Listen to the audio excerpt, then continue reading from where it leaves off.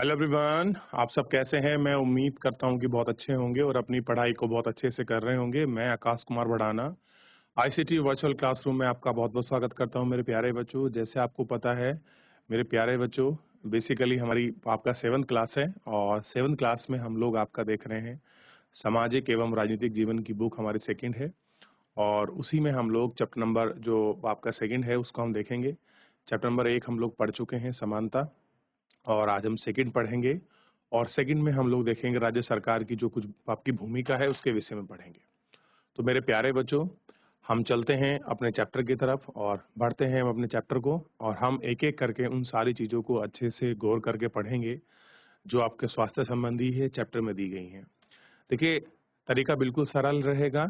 आप कोई भी एक स्कूल का बच्चा, आप लोग खड़े होंगे, पैराग्राफ के रूप में उसको पढ़ेंगे, फिर मैं उसको एक्सप्लेन करूंगा। इसी तरह से सभी स्कूल अधिक से अधिक जुड़कर भाग लेंगे। क्लियर है? तो मेरे प्यारे बच्चों, हम चलते हैं सीधा आपका डिजिटल बोर्ड पर। चैप्टर नंबर 2 आपके सामने है, ठीक? और इसी चैप्टर नंबर 2 को आप अच्छे से देख सकते हैं कि इसके अंतर्गत हम देखेंगे स्वास्थ्य में सरकार की भूमिका, कि जो हमारा हेल्थ है उसमें सरकार किस तरह से इंपॉर्टेंट रोल निभाती है, ये हमको देखना है। क्लियर है कि आपके सरकार की क्या भूमिका है? क्लियर है? चलिए, तब तक आप रेडी हूं, तब तक मैं एक छोटा सा आपको पैराग्राफ शुरू करते हैं। चलिए देखिए, कुछ इमेज आपको दिखाई देंगी। इधर यहाँ देखिए, एक महिला है जो आपका सब्जी बेच रही हैं। इधर देखिए एक बच्ची अलग खड़ी हुई है। कुछ लोग हॉस्पिटल में एडमिट हैं। इधर देखिए कुछ लोग पानी की लाइन के लिए आपके परेशान हैं। कुछ यहाँ देखिए, कुछ एक आपका फैमिली है, उनकी माता उनको खाना बनाकर दे रही है। कुछ लोग आपका मेडिकल लाइन में हैं, कुछ आपका ट्रैफिक में है, कुछ लोग इधर बैठे हुए हैं, कुछ लोग हॉस्पिटल में हैं। इस तरीके से है और आप जैसे ही दो बच्चे आपका दौड़ रहे हैं। क्लियर है? चलिए, लोकतंत्र में लोगों की अपेक्षा रहती है। डेमोक्रेसी है, अपेक्षा का मतलब होता है उम्मीद रहती है कि सरकार उनके कल्याण के कार्य करे। शिक्षा, स्वास्थ्य, रोजगार प्रदान करने एवं गृह निर्माण, सड़कों के विकास और बिजली आदि उपलब्ध कराने के माध्यम से हो सकता है। लोकतंत्र में क्या करेंगे? लोग उम्मीद करेंगे कि हमारा डेवलपमेंट हो, हमारा विकास हो, लोगों का कल्याण हो। कल्याण कौन करेगा? तो कल्याण करती है सरकार। ठीक? कैसे कल्याण करेगी? एजुकेशन को अच्छा करेगी, हेल्थ को अच्छा करेगी, स्वास्थ्य संबंधी आप देखिए हॉस्पिटल को बनवाएगी, रोजगार, लोगों को नए नए रोजगार देगी, आपको एम्प्लॉयमेंट करेगी, गवर्नमेंट जॉब निकालेगी, प्राइवेट सेक्टर के लिए उन्नत करेगी और साथ में बहुत सारी ऐसी पीएसयू कंपनी के अंदर जॉब आपको क्रिएट करेगी। और गृह निर्माण करेगी, जो एक काम होना चाहिए अपने राज्य के अंदर, घरों के अंदर, वो काम करवाएगी। सड़कों का आपका विकास कराएगी, बिजली आदि उपलब्ध कराएगी, पानी सुनिश्चित कराएगी, अच्छा वातावरण देगी, स्वच्छ पानी उपलब्ध कराएगी, जीवन के साथ बढ़िया से लोग रहें, इसके लिए सब चीजें आपको उपलब्ध कराएगी। ये सारी चीजें, इन सारी चीजों का होना और इनको सुनिश्चित कराने की जिम्मेदारी किसकी है? सरकार की है। अब आपको कंफ्यूज नहीं होना है कि कौन सी सरकार, राज्य सरकार के केंद्र सरकार। हम लोग इसको आगे पढ़ेंगे कि आखिर में कौन से ऐसे मुद्दे हैं, कौन से ऐसे विषय हैं जिसकी जिम्मेदारी केवल केंद्र सरकार उठाती है। बहुत सारे ऐसे मुद्दे जिनकी केंद्र और राज्य दोनों मिलकर उठाते हैं, तो उनको भी हम लोग देखेंगे। कुछ आपका राज्य उठाती है। इस अध्याय में हम स्वास्थ्य के अर्थ और उसके संबंधित जो आपकी समस्याओं पर जांच करेंगे। इस अध्याय का उपशीर्षक को देखेंगे।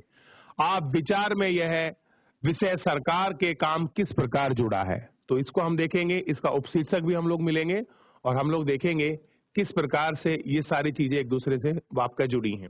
देखिए, डॉक्टर अपनी गाड़ी लेकर घूम रहे हैं, महिलाएं आपका जल ला रही हैं, कुछ काम हो रहा है, डॉक्टर वहां सर्जरी कर रहे हैं। इस तरीके से बहुत सारे फंक्शन हैं। अब मेन है इसमें स्वास्थ्य क्या है, तो हम स्वास्थ्य क्या है इसको पढ़ेंगे और विचार करेंगे। चलिए, अब कोई बच्चा होगा खड़ा पढ़ने के लिए? जी, ऐसी श्री कोटखाल, अब पढ़ सकते हैं बेटा। क्या नाम है बेटा आपका? हेलो, प्रोनीता। ठीक है बेटा परिणीता, धीरे धीरे पढ़ेंगे, स्पीड हल्की रखेंगे ताकि और बच्चे भी अच्छे से पढ़ पाए, ठीक है, सुन पाए आपको। चलिए बेटा। स्वास्थ्य क्या है? स्वास्थ्य के बारे में हम अनेक प्रकार से सोच सकते हैं। स्वास्थ्य का अर्थ है हमारा बीमारियों और चोट आदि से मुक्त रहना। लेकिन स्वास्थ्य केवल बीमारियों से संबंधित नहीं है। आपने उपर्युक्त कोलाज में से केवल कुछ स्थितियों को ही स्वास्थ्य से जोड़कर देखा होगा। प्रायः हम ध्यान नहीं देते हैं कि उपर्युक्त हर स्थिति का संबंध स्वास्थ्य से है। बीमारी के अलावा हमारे लिए उन कारणों पर भी विचार करना आवश्यक है जो हमारे स्वास्थ्य पर प्रभाव डालते हैं। उदाहरण के लिए, यदि लोगों को पीने के लिए स्वच्छ पानी और प्रदूषण मुक्त वातावरण मिले तो वे सामान्यतः स्वस्थ रहेंगे। दूसरी ओर, यदि लोगों को भरपेट भोजन न मिले अथवा उन्हें घुटन भरी अवस्था में रहना पड़े तो उनके बीमार पड़ने की संभावना अधिक है। हम सब चाहते हैं कि हम जो भी कार्य करें चुस्ती और ऊंचे मनोबल के साथ करें। सुस्त और अकर्मण्य रहना, चिंताग्रस्त होना और लंबे समय तक डरे सहमे रहना स्वस्थ जीवन के लक्षण नहीं है। हम सबको तनाव मुक्त और प्रसन्न रहना चाहिए। हमारे जीवन के ये सभी पहलू स्वास्थ्य के हिस्से हैं।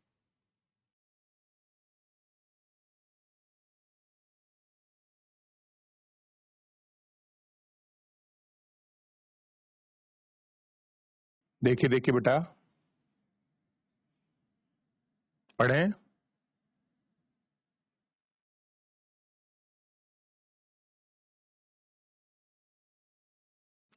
पढ़िए बेटा, भारत में स्वास्थ्य सेवाएं।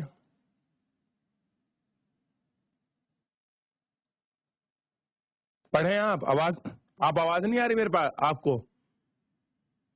तो सर, पढ़े बेटा। भारत में स्वास्थ्य सेवाएं। आइए भारत में स्वास्थ्य सेवाओं के कुछ पहलुओं का परीक्षण करें। यहाँ दी गई तालिका के प्रथम तथा द्वितीय स्तंभों में दिखाई गई स्थितियों की तुलना कीजिए। संसार भर में भारत में सर्वाधिक चिकित्सा महाविद्यालय हैं और यहाँ सबसे अधिक डॉक्टर तैयार किए जाते हैं। लगभग हर वर्ष 30,000 से अधिक नए डॉक्टर योग्यता प्राप्त करते हैं। पिछले वर्षों में स्वास्थ्य सेवाओं की सुविधा में काफी वृद्धि हुई है। सन 1950 में भारत में केवल 2,717 अस्पताल थे। सन 1991 में 11,174 अस्पताल थे और सन 2017 में यह संख्या बढ़कर 23,583 हो गई। भारत में विदेशों से बहुत बड़ी संख्या में इलाज कराने हेतु चिकित्सा पर्यटक आते हैं। वे उपचार के लिए भारत के कुछ ऐसे अस्पतालों में आते हैं जिनकी तुलना संसार के सर्वश्रेष्ठ अस्पतालों से की जाती है। भारत विश्व का दवाइयां निर्मित करने वाला तीसरा बड़ा देश है और यहाँ से भारी मात्रा में दवाइयों का निर्यात किया जाता है। भारत के अधिकांश डॉक्टर शहरी क्षेत्रों में बसते हैं। ग्रामवासियों को डॉक्टर तक पहुंचने के लिए लंबी दूरी तय करनी पड़ती है। ग्रामीण क्षेत्रों में जनसंख्या के मुकाबले डॉक्टरों की संख्या काफी कम है। भारत में करीब 5 लाख लोग प्रतिवर्ष तपेदिक टीबी से मर जाते हैं। स्वतंत्रता प्राप्ति से अब तक इस संख्या में कोई परिवर्तन नहीं हुआ है। हर वर्ष मलेरिया के लगभग 20 लाख मामलों की रिपोर्ट प्राप्त होती है।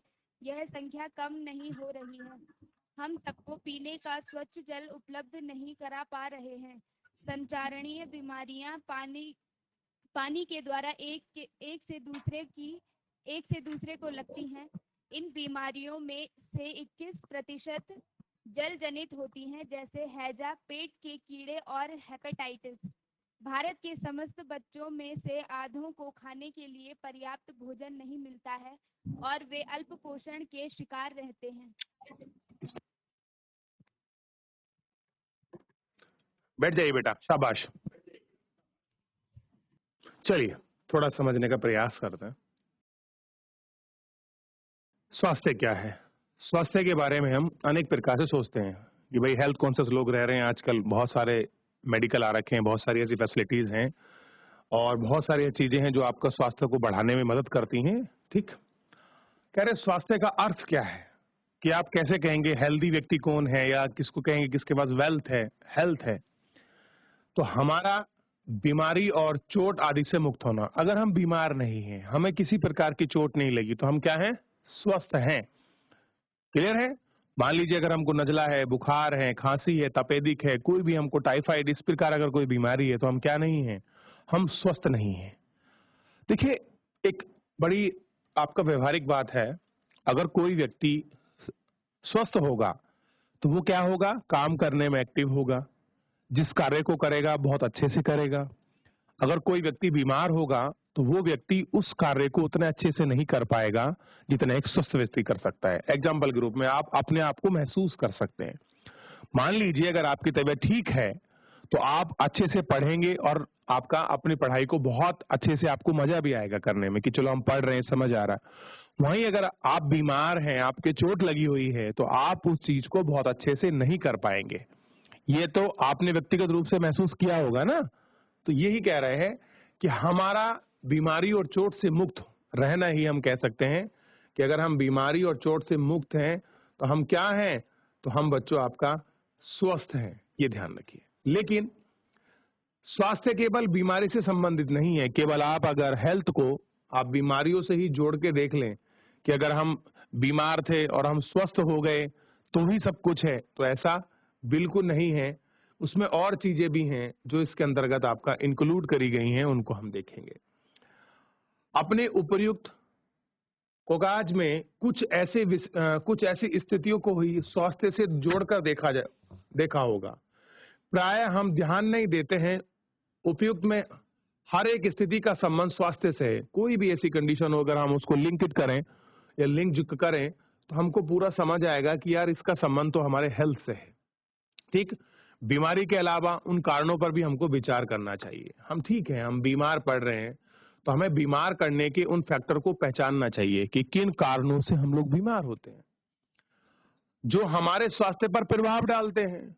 उदाहरण के लिए, यदि लोगों को पीने के पानी अच्छा उपलब्ध है, समझिए आप, अगर आपके पास पीने का पानी स्वच्छ है तो आप ना जाने कितनी बीमारियों से बच सकते हैं।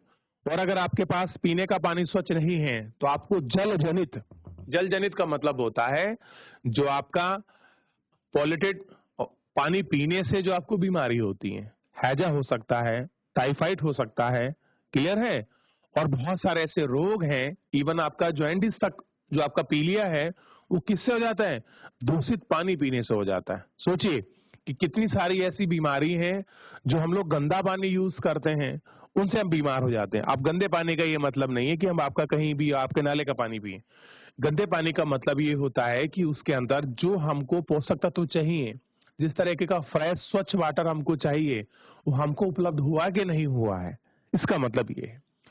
प्रदूषित मुक्त वातावरण मिले, वे सामान्यतः स्वस्थ रहें। दूसरों से यदि लोगों का पेट भरना, भोजन ना मिलना, उन्हें घुटन भरी अवस्था में रहना पड़े, उनके बीमार पड़ने की संभावना अधिक होती है।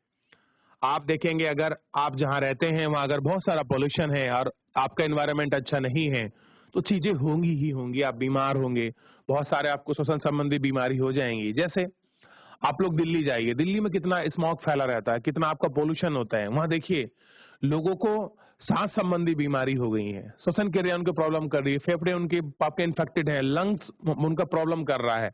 किसकी वजह से? वहां का वातावरण अच्छा ना होने की वजह से ही ये सारी चीजें हमको दिखाई देती हैं। सामान्यतः स्वस्थ रहेंगे। दूसरी ओर यदि लोगों को भरपेट भोजन ना मिले, मान लीजिए अगर आपको भरपेट आपको भोजन नहीं मिल रहा है तो भी क्या हो जाएगा? ये सारी समस्या आपको देखने के लिए मिलेंगी। उन्हें घुटन भरी अवस्था में रहना पड़ेगा। कैसे रहेंगे? जो घुटन भरी अवस्था है उसमें आपको रहना पड़ेगा, तो उनका बीमार पड़ने की संभावना अधिक हो जाएगी। आप अच्छा खाना मत खाइए, आपको पानी अच्छा ना मिले और आपका वातावरण अच्छा ना हो तो आपके बीमार होने के चांस यानी कि संभावना कैसी हो जाएगी बेटा? अधिक हो जाएगी। इसलिए सरकार किस पे ध्यान दे रही है? स्वच्छता पर, सफाई पर, स्वच्छ जल आपको मिले, स्वच्छ वातावरण मिले, इसलिए सफाई की जाती है, नालियों को अच्छे आपका ढक कर रखा जाता है, स्वच्छ वातावरण की बात की जाती है, जहां पर पानी के स्रोत हैं उनको ढककर और उनको संरक्षित किया जाता है। ये सारी चीजें होती हैं ताकि जो लोग उनका उपभोग करें, उनको यूज करें, वो लोग बीमार ना पड़े। हम सब चाहते हैं कि हम जो भी कार्य करें चुस्ती और ऊंचे मनोबल के साथ करें। चुस्ती का मतलब है एक्टिव रहकर काम करें, एकदम एनर्जेटिक रूप से। क्लियर है? ऊंचे मनोबल का मतलब मैं कर सकता हूं, कोई दिक्कत नहीं है। लेकिन अगर मान लीजिए आप बीमार हैं, आपको बुखार है, आपको कोई दिक्कत है, आप वो काम उतने अच्छे से और उतने मनोबल यानी कि आप उतने ही कॉन्फिडेंस से उस कार्य को नहीं कर सकते। क्लियर है? सुस्त रहेंगे, अकर्मण्यता रहेगी कि मैं ये काम कर पाऊंगा कि नहीं कर पाऊंगा। और अगर ऐसी स्थिति होगी तो आपके सामने क्या होगी? चिंताग्रस्त हो जाएंगे। अब पता नहीं क्या होगा, इसमें काम को करूंगा तो क्या समस्या हो सकती है। तो ये सारी चीजें आपके स्वस्थ ना रहने के कारण उत्पन्न होती है। और यही चीज अगर लंबे समय तक बने रहे तो हम डरे और सहमे आपका स्वास्थ्य जीवन के लक्षण नहीं है। अगर आप चाहते हैं स्वस्थ जीवन जिए तो ये सारे लक्षण नहीं है। आपको जो भी काम करना है एक्टिव होकर करना है, ऊंचे मनोबल के साथ करना है। मान लीजिए आप पढ़ रहे हैं, अगर आपका पढ़ने का मन ही नहीं है तो क्या पढ़ें? यानी कि मनोबल नहीं है, कॉन्फिडेंस नहीं है। मनोबल तो है लेकिन एक्टिव तरीके से नहीं पढ़ रहे हैं, बस नीचे अपना सर करे हुए हैं, जो आपको टीचर पढ़ा रहा आप लोग बस पढ़ रहे हैं। तो ऐसा नहीं, एक्टिवनेस होकर पढ़ना है, कॉन्फिडेंस के साथ पढ़ना है, सुस्त हमको नहीं रहना है, किसी भी टेंशन में नहीं रहना है, फ्री होकर बिल्कुल कॉन्फिडेंस होकर निडर होकर अपनी चीजों को करना है। क्लियर है? और सबको तनाव मुक्त और प्रसन्न रहना चाहिए। कोई किसी प्रकार का लोड, किसी प्रकार का प्रेशर अपने ऊपर नहीं समझना चाहिए और खुशी खुशी हमको रहना चाहिए, मुस्कुराते हुए, हंसते हुए। ठीक? हमारे जीवन के ये सभी ही पहलू स्वास्थ्य के हिस्से हैं। तो अब आपको क्लियर आ गया कि स्वास्थ्य के पहलू क्या है। हमको टेंशन मुक्त रहना है, आपको तनाव फ्री रहना है और आपको हैप्पी रहना है। ये सारी चीजें, ये सारे जो आपके पहलू हैं, ये क्या है? ये सारे पहलू ही हैं आपको टेंशन फ्री रखने के। क्लियर है? तनाव मुक्त रखने के ये सारे ही आपके पहलू हैं। यानी कि स्वस्थ रहिए, आप बीमारी में ना रहें और बिल्कुल आप तनाव मुक्त हो, वातावरण अच्छा मिले, खाने पीने को अच्छा मिले, तो आप कह सकते हैं कि आप क्या हैं? स्वस्थ हैं। अब ऐसा ही एक छोटा सा आपका सर्वेक्षण का उन्होंने डाटा हमको दिया है एनालिसिस करके, क्या वो थोड़ी सी हम भारत में जो स्वास्थ्य सेवाएं हैं उनको थोड़ा सा जांच परख कर लें और देख लें कि पास्ट में और प्रेजेंट में क्या कंडीशन है। क्लियर है? पुराने टाइम में क्या हॉस्पिटल थे, कौन कौन सी बीमारियां थी और वर्तमान में आज क्या स्थिति है, इनको थोड़ा सा हम लोग जांच परख कर लें। आइए भारत में स्वास्थ्य सेवाओं के कुछ पहलुओं का परीक्षण, परीक्षण का मतलब होता है जांच करना, पड़ताल करना, उनके विषय में ढूंढना कि क्या की स्थिति थी, वर्तमान में क्या है, पास्ट में क्या थी। तो प्रथम तालिका और द्वितीय तालिका के जो स्तंभों में है उनको हम लोग आपका देखते हैं। जैसे बच्ची ने पढ़ा कि संसार भर में भारत में सर्वाधिक चिकित्सा महाविद्यालय हैं। तो अगर कोई आपसे पूछ ले कि विश्व में सबसे ज्यादा हॉस्पिटल किस देश में है, तो कहां है बच्चों? तो अभी अभी पढ़ा है संसार भर में सबसे अधिक महाविद्यालय जो एजुकेशन देते हैं डॉक्टर बनने की, वो कहां पर है? तो ध्यान दीजिए, वो ऐसे कॉलेजेस भारत में है। कहां पर है? भारत में। और कह रहे हैं यहाँ सबसे अधिक डॉक्टर तैयार किए जाते हैं, यानी कि सबसे ज्यादा मेडिकल कॉलेज हमारे पास हैं और दुनिया में सबसे ज्यादा डॉक्टरों को हम आपके तैयार करते हैं। लगभग 30,000 से अधिक हम लोग आपका हर साल नए डॉक्टर निकालते हैं। ठीक? तो यानी कि एक अच्छे खासे हम लोग डॉक्टरों को आपका उनको ट्रेनिंग करके बाहर भेज रहे हैं, अच्छा रेट है। ठीक? पिछले वर्षों में स्वास्थ्य सेवाओं की सुविधा में काफी वृद्धि हुई है। अगर आप कुछ समय देखोगे तो अब चीजें बढ़ रही हैं। आप देख रहे हैं नई नई मशीनें आ रही हैं, नई नई टेक्नोलॉजी आ रही है, ऑपरेशन करने के लिए बहुत सारे टूल ऐसे आ गए हैं जो बहुत अच्छे से करते हैं। ठीक? जेआईसी सफदरखाल, सामने ध्यान दीजिए लड़कों। बेटा आप ये पर्दा हिलाकर कुछ नहीं करेंगे, सामने देखिए। तो इस तरीके से नई नई चीजें बढ़ रही हैं। और एक बताया कि हॉस्पिटल की संख्या कितनी थी 1950 में, ये आपको दिखाया गया है कि 2717 थी, फिर 11,174 हुई और 2017 में 23,000 कुछ हो गई। ये 2017 का डाटा है। अभी जब 2024 खत्म होगा उसके बाद 2024 का डाटा आएगा। तो यही शायद जो आपका 23,000 है, 23,500 आपका 83, शायद ये 25,000 को पार कर जाए। यानी कि हमारे यहाँ हॉस्पिटल हैं, क्लियर है। कुछ निजी हैं, निजी मतलब व्यक्ति के अपने हैं, कुछ आपके कैसे हैं, सार्वजनिक हैं, यानी कि जो आपका डॉक्टरों के द्वारा है, मतलब जो सरकार द्वारा निर्मित है, वो आपका सार्वजनिक है, ठीक। और कह रहे हैं कि हमारे यहाँ हॉस्पिटल फैसिलिटी को अगर आप गौर करके देखेंगे तो चीज थोड़ी सी और आपको समझ आएंगी कि आप देखिए भारत में लोग क्या कर रहे हैं, विदेशों से लोग आ रहे हैं, इसके लिए अपना बड़ी संख्या में आपका इलाज कराने के लिए। यानी कि हमारे यहाँ मेडिकल टूरिज्म बढ़ रहा है, हमारे यहाँ और देशों की तुलना में इलाज सस्ता है, समझ रहे हैं आप। तो बहुत सारे ऐसे देश हैं जो भारत में अपना इलाज कराने के लिए आते हैं, क्लियर है। तो कह रहे हैं भारत में विदेशों से बहुत बड़ी संख्या में इलाज कराने चिकित्सक पर्यटक आते हैं, जिनको हम क्या कहते हैं, मेडिकल टूरिज्म पर लोग आते हैं। वे उपचार के लिए भारत के कुछ ऐसे अस्पताल में आते हैं जिनकी तुलना संसार के सर्वश्रेष्ठ हॉस्पिटल में की जाती है। जैसे हमारे एम्स, जो हमारे एम्स हैं उनकी तुलना संसार के सर्वश्रेष्ठ जो हॉस्पिटल हैं, अस्पताल हैं, उनमें की जाती है। आप देखिए एम्स में लोग आते हैं बड़े दूर दराज से। जब कोई हमारा आपका सगा संबंधी बीमार होता है तो हम लोग क्या सलाह देते हैं कि चलिए एक बार एम्स दिखा लीजिए। क्यों? क्योंकि वो आपके विश्वसनीय हैं, सर्वश्रेष्ठ हॉस्पिटल हैं, उनकी उनकी तुलना की जाती है। और भारत अगर बात करें दवाई निर्मित में, जो आप दवाइयां खाते हैं ना बेटा, इस दवाई को बनाने में तीसरा सबसे बड़ा देश है। यानी कि हम 3rd नंबर पर पूरे वर्ल्ड के लिए दवाई बनाते हैं। पहले नंबर पर कोई कंट्री रही होगी, फिर दूसरे नंबर पर, तो तीसरे नंबर पर हम आपका सर्वाधिक दवाई बनाते हैं, हम उसको निर्मित करते हैं, ठीक। और यहां से हम जब हम चीजों को बनाएंगे तो हम उनको कुछ बाहर भी भेजेंगे, तो हम बहुत बड़ी मात्रा में आपका दवाई का निर्यात भी करते हैं। तो ये स्थिति है हमारी हॉस्पिटल की और चिकित्सकों की, और हम कितने डॉक्टर तैयार करते हैं इसका एक छोटा सा डाटा आंकड़ा हमको दिखाई दिया, क्लियर है। और दूसरा है भारत में अधिकांश डॉक्टर शहरी क्षेत्रों में बसते हैं। यही एक समस्या का विषय भी है कि जितने भी आपको डॉक्टर मिलेंगे अच्छे अच्छे, वो कहाँ मिलेंगे आपको, सब हॉस्पिटल जो है शहरी क्षेत्र में। कभी आपने बहुत कोई रेयर केस एग्जाम्पल हो जो कोई बहुत फेमस डॉक्टर, बहुत अच्छा डॉक्टर जो है आपका गांव में मिल जाए, तो ऐसा सुनने को मिलता नहीं है। तो जब भी हम अपना इलाज कराने के लिए हम क्या कहते हैं कि हमको शहर जाना पड़ेगा, क्लियर हुआ। कहाँ जाएंगे, शहर जाते हैं। तो आम रूप में जो भी हमारे साथ हम लोग पहाड़ के हैं तो हम लोग कहाँ आते हैं, तो हम लोग देहरादून, हरिद्वार, रुद्रपुर, हल्द्वानी, ठीक, इस जगह हम लोग पहुंचते हैं क्योंकि यहाँ बहुत अच्छे हॉस्पिटल हैं जहाँ अत्यधिक आपका आधुनिक आपकी सुविधाएं हैं। अब देखिए कह रहे हैं भारत के अधिकांश डॉक्टर शहरी क्षेत्रों में बसते हैं। ग्राम वासियों को डॉक्टर पहुंचने के लिए लंबी दूरी तय करनी पड़ती है, और ये बिल्कुल सही बात है। एक बहुत लंबी दूरी तय करने के बाद हमको डॉक्टर मिलता है, ठीक।